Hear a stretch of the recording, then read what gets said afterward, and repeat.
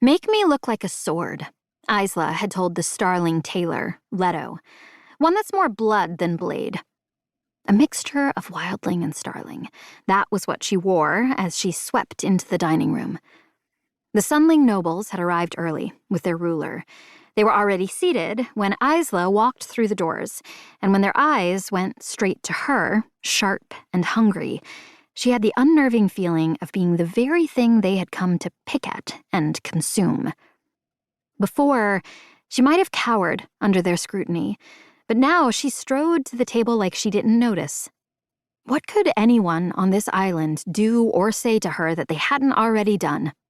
Moonling nobles had tried to assassinate her. The others had already judged her down to the bone. In the marketplace, most people avoided her, still hating wildlings because of their bloodthirsty curse, even after it had been broken. Her new red, metal-woven dress whispered against the smooth floor, feeling almost like chainmail, fighting against the silence shrinking the room. She quickly marked the Sunling nobles as she passed them by.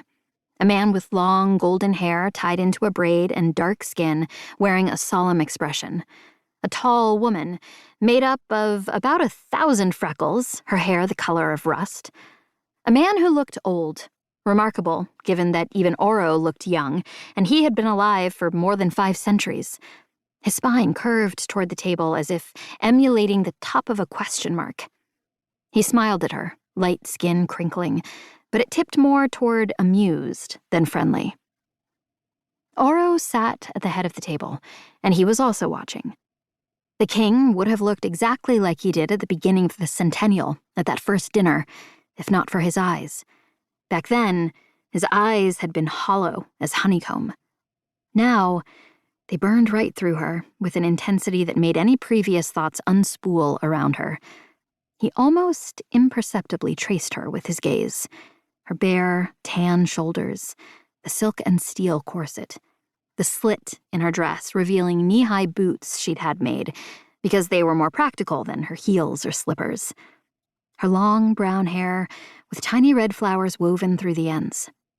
She watched him back for just a second. His broad shoulders, golden hair, the sharp panes of his smooth face,